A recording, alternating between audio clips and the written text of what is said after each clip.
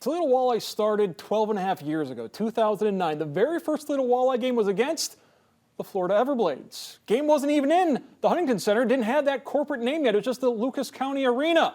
Before it became the Bank Tank, it was a loss for the Walleye, the very first game against the Florida Everblades. First game of the Kelly Cup Finals, as you would expect, a full house at the Bank Tank. 8,600 the announced attendance downtown. First period, no score, 14 minutes in. Mitchell Hurd out to Randy Gazzola for the one-timer. Walleye take the 1-0 lead. Toledo 9-1 in the postseason when scoring first. Now that is a Kelly Cup Finals worthy fish.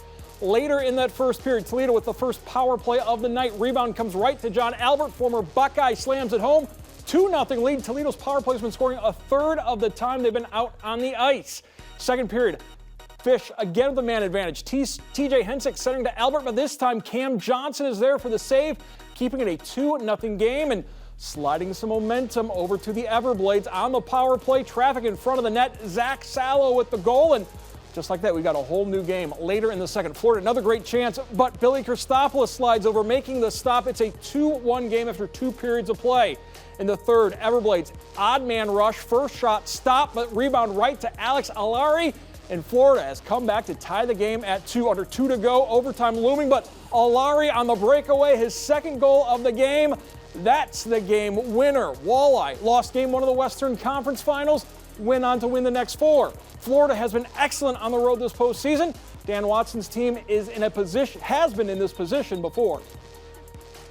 We know what they're all about now. They try to get us off our game plan. I've heard that from multiple coaches they played against this year, and again, things we need to talk about in terms of staying mentally tough and mentally engaged in our own game.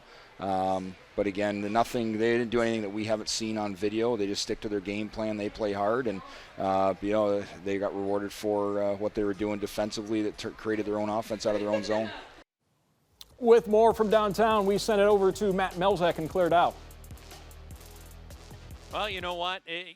Sometimes you lose a game, and Toledo lost one tonight. Unfortunately, it's game 1. Now they're trailing in the series. And Claire, this was really the tale of 2 different games in a way.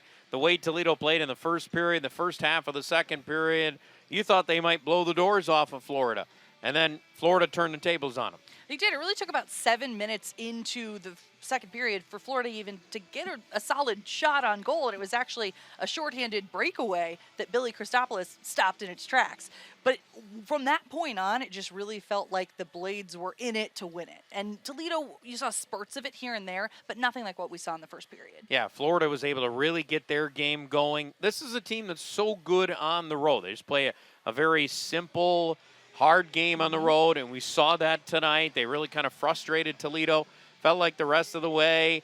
And you know what? That was interesting to see and hear Dan Watson's comments following the game. There always are adjustments. You were going to have adjustments no matter what happens, especially when you lose a game. You're obviously going to adjust some things. But to me, the biggest thing is can they get that offense ramped up like they were able to do in the first half of the game? And it really seemed like in talking to him after the game, his temperament was different than I'd seen it before, where it was like, no, we know exactly what we need to do. It's just a matter of coming out tomorrow and executing what we did in the first period. We know how to do it. We just need to get it done. Yeah, and that's what Toledo is going to have to do for the entire game.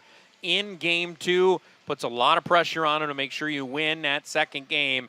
You want to head down to Florida in even series, not behind 2 games to none. We saw what happened in Newfoundland in the last round of Florida when the Everblades went up there and won 2 games, and then they came home and promptly beat the Newfoundland Growlers. So you do not want to have that happen and be heading to South Florida down 0-2 in this series. So a big one coming up tomorrow night here at the Huntington Center.